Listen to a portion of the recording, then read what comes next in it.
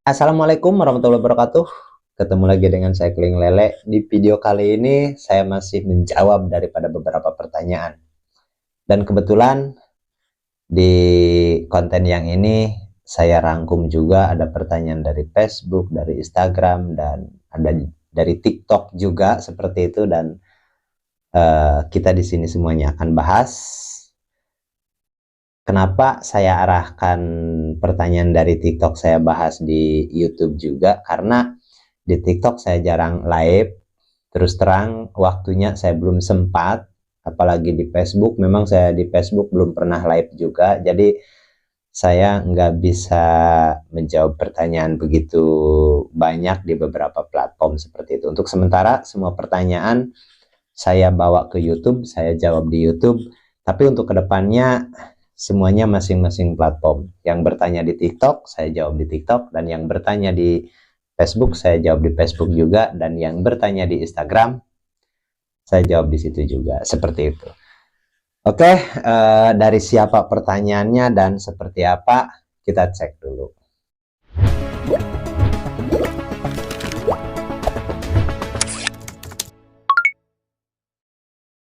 Oke sahabat, ini ada pertanyaan dari TikTok sih, yang ini dari TikTok. Ini dari Bang Mapahil. Oke, untuk Bang Mapahil, ini saya jawab melalui YouTube, dan pertanyaannya seperti ini. Assalamualaikum Bang, mohon maaf kalau boleh saya bertanya, apa budidaya lele pembesaran dengan pakan merek Tongwai rendemennya bagus nggak ya?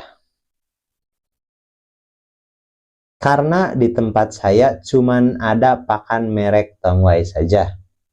Saya budidaya di kolam D4 isi bibit 3000 ekor, nggak pakai obat-obatan dan probiotik. Kira-kira udah masuk standar SOP untuk budidaya nggak Bang? Kalau sekira pertanyaannya nggak berkenan untuk dijawab, nggak apa-apa Bang. Dan kalau Abang berkenan menjawab, saya sangat-sangat berterima kasih. Oke, terima kasih kembali untuk Bang Mapahil. Jadi di sini saya jawab, dan mudah-mudahan Bang Mapahil buka channel saya Kling Lele di YouTube, sama sih di TikTok pun itu juga Kling Lele juga. Jadi di sini Bang Mapahil ini menggunakan yaitu pakan merek Tongwai, dan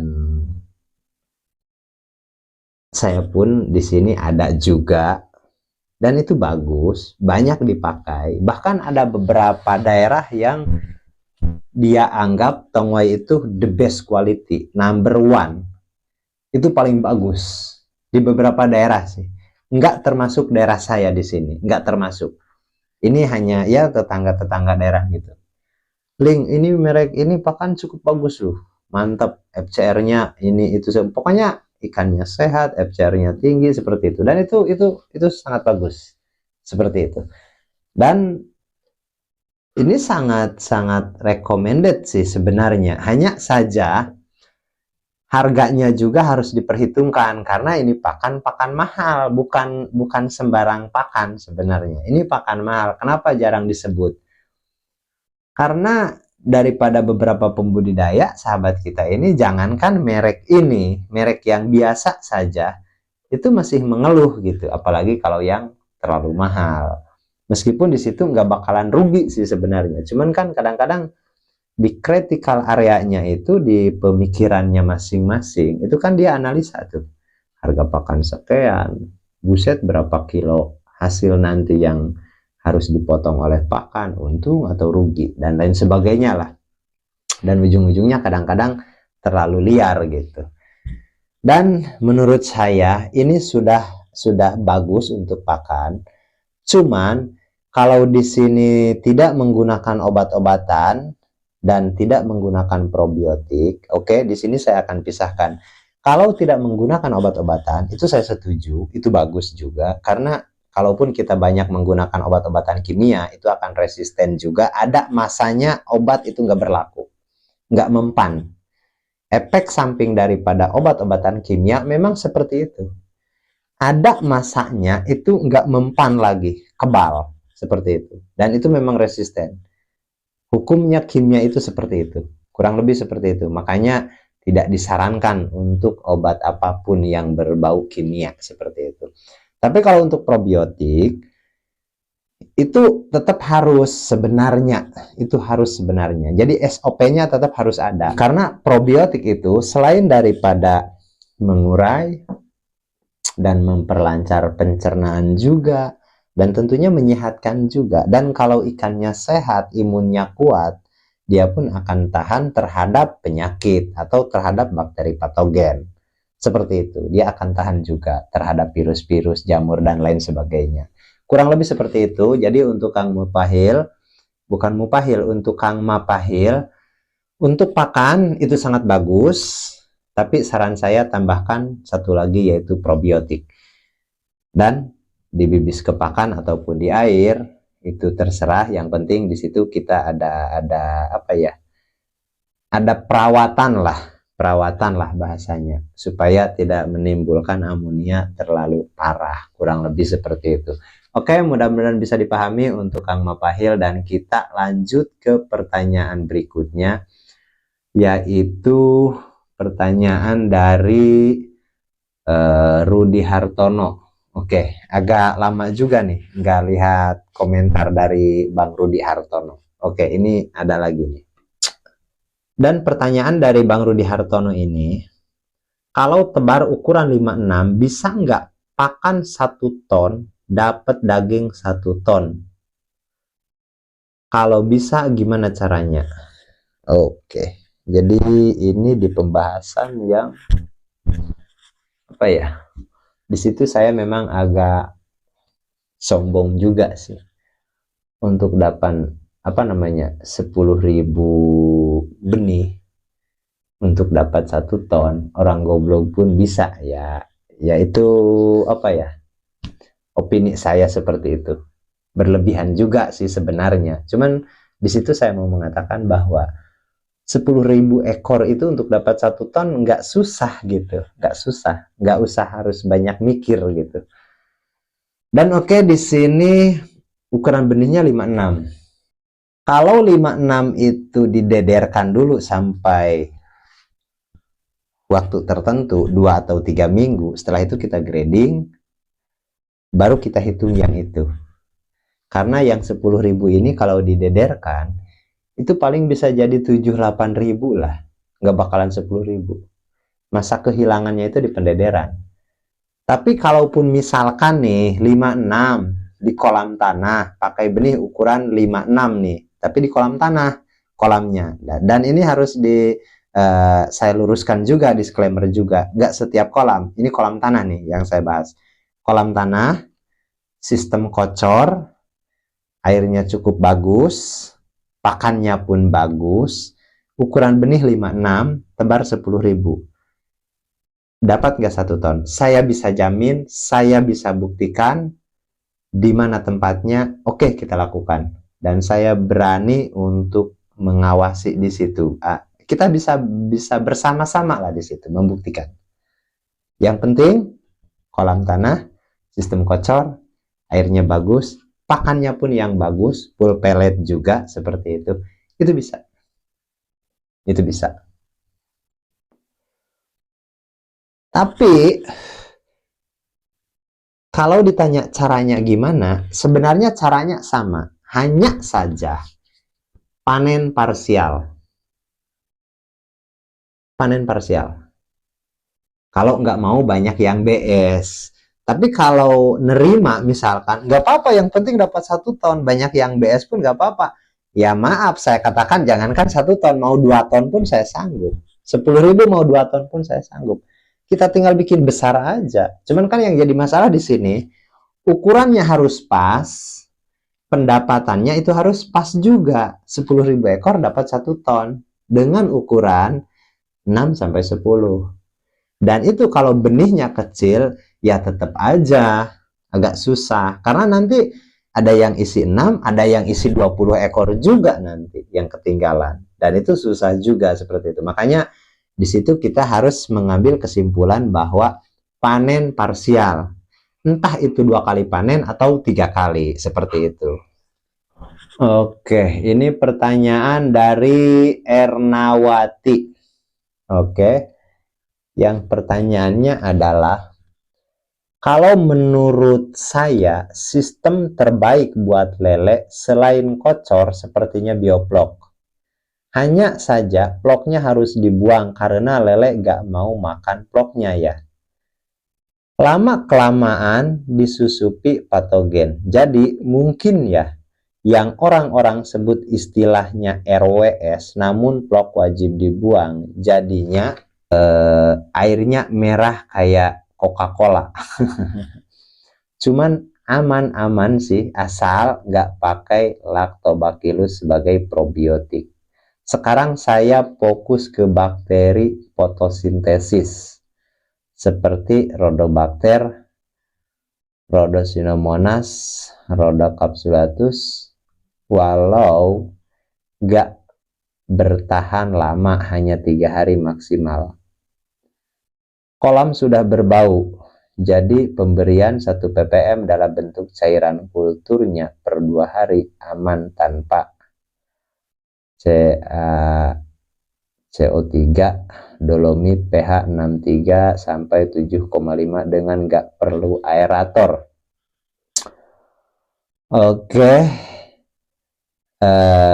maksudnya di sini nggak perlu aerator besar karena bakterinya anaerob. Kekurangannya tetap harus menambah air, bukan menguras, karena air kayaknya gampang menguap walaupun pakai paranet. Sehari bisa setengah sentimeter berkurang karena lele aktif berenang akibat pakai aerator, walau pelan. Tapi kalau menurut saya pribadi, kalau punya sumber air melimpah pasti oke. Sistem kocor juga, wak-wak. Oke, jadi Ernawati di sini sudah mempunyai ya cukup banyak pengalaman dan sudah banyak mencoba tentang beberapa bakteri. Cuman di sini beliau lebih menggunakan yaitu PSB. PSB itu adalah fotosintesis bakterial. Cuman menurut saya sebenarnya menggunakan bakteri fotosintesis ini karena Mbak Ernawati ini menggunakan aerator. Kalau tidak menggunakan aerator, itu sebenarnya bakteri itu nggak begitu berperan di situ. Tapi bukan nggak ada artinya, bukan. Maksudnya peranannya itu masih kalah dengan bakteri-bakteri yang ada di bakteri M4. Seperti itu. Seperti bakteri-bakteri yang autotrop seperti itu. Itu peranannya lebih besar daripada bakteri-bakteri yang heterotrop seperti itu. Dan di sini Mbak Erna ini menggunakan sistemnya ini sistem apa ya? Sistem kolaborasi lah. Sistem kocor mungkin enggak, karena di sini kayaknya menggunakan aerator dan hanya menambahkan bakteri, enggak ganti air, hanya ada penambahan saja. Dan memang itu harus menggunakan bakteri aerob. Karena kalau tidak menggunakan bakteri aerob dengan menggunakan aerator, itu justru akan melemahkan bakteri-bakteri anaerob yang lain. Kurang lebih seperti itu. Kenapa di sini 2-3 hari harus diulangi lagi pemberian bakteri? Karena begini. Kalau ada oksigen terlarut yang tinggi, yang cukup di kolam, itu bakteri anaerob itu bekerjanya nggak bisa lama. Kalau 2-3 hari itu masih bagus. Kadang-kadang cuma 24 jam itu dia udah mati. Udah dorman, udah mati. Dan nggak bekerja. Karena ada DO tadi. Jadi bakteri anaerob itu sebenarnya tidak suka di areanya itu ada oksigen, nggak suka. Makanya di situ harus menggunakan bakteri fotosintesis tadi. Makanya di situ harus menggunakan bakteri aerob. Karena bakteri anaerobnya nggak begitu optimal bekerjanya. Kenapa nggak optimal? Karena sebenarnya ada aerasi tadi, ada aerator tadi. Itu sebenarnya penyebabnya. Kalau nggak ada aerator, itu bakteri anaerobnya itu maksimal. Seperti itu. Karena di situ berlawanan. Jadi kalaupun kita tambahkan bakteri anaerob, tetap nggak maksimal. Seperti itu. Jadi seolah-olah kita itu hanya mengurai amonia saja melalui bakteri fotosintesis tadi. Melalui bakteri-bakteri aerob tadi. Seperti itu. Jadi peranan bakteri anaerobnya itu nggak begitu optimal. Bahkan di situ wajib harus dibuang kotoran secara rutin. Kalau enggak, karena bakteri anaerobnya bekerjanya kurang, jadi penguraian sampah organiknya di situ kurang optimal. Sebenarnya itu sih bisa dijelaskan. Sebabnya apa? Sebabnya apa itu bisa dijelaskan. Kalau saja Mbak Ernawati ini tidak menggunakan aerator, itu bakteri anaerobnya bisa optimal dan bisa mengurangi yaitu pembuangan kotoran. Bahkan kalau sistem RWS yang sebenarnya itu kadang-kadang 1 bulan sekali baru buang kotoran, 1 bulan sekali baru buang kotoran. Jadi nggak begitu sering, nggak begitu sering seperti itu. RWS yang sebenarnya itu begitu, yang saya lakukan dan yang sahabat-sahabat saya lakukan.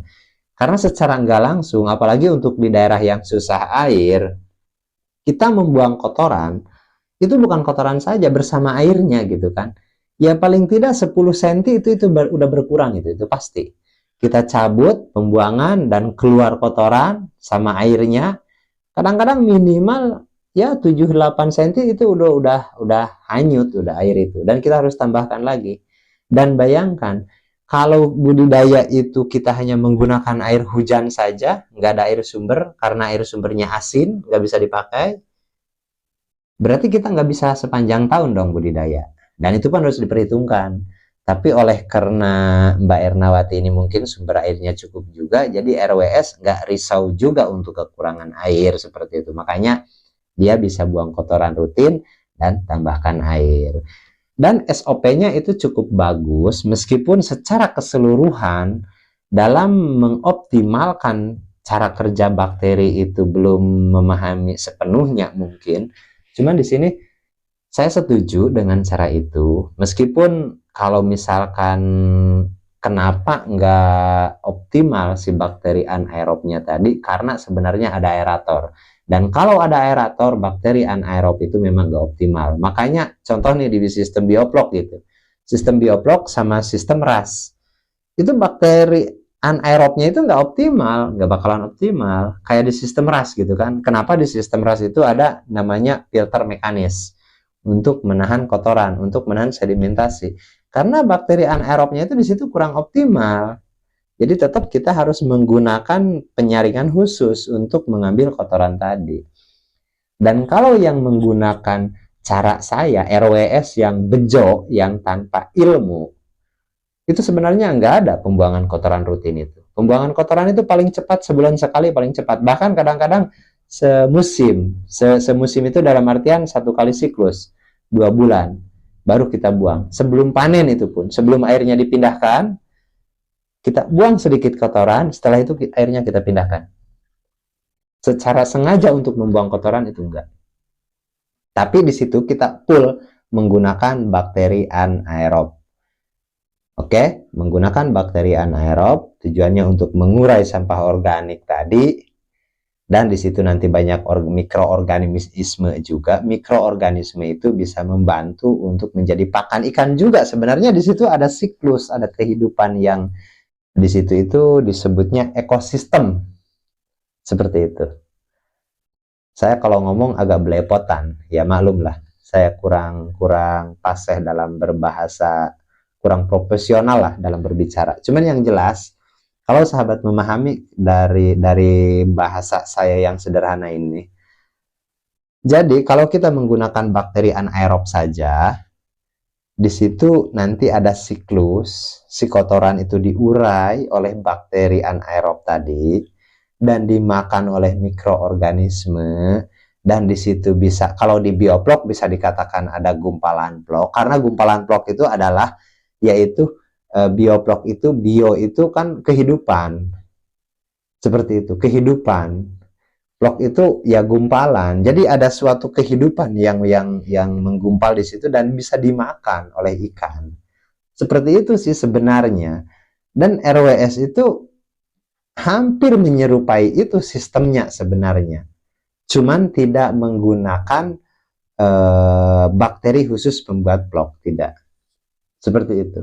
Tapi tetap namanya mikroorganisme itu bisa dibentuk.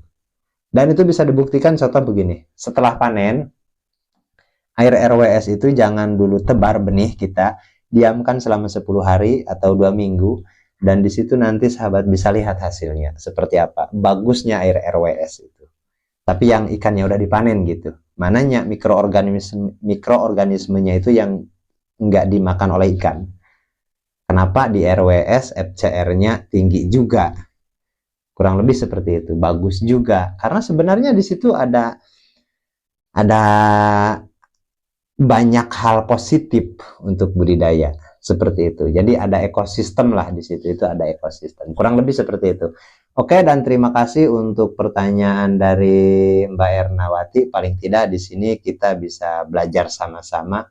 Dan menurut saya support sangat luar biasa untuk Mbak Ernawati ini. Paling tidak sudah banyak mempelajari hal-hal tentang bakteri dan budidaya ikan seperti itu.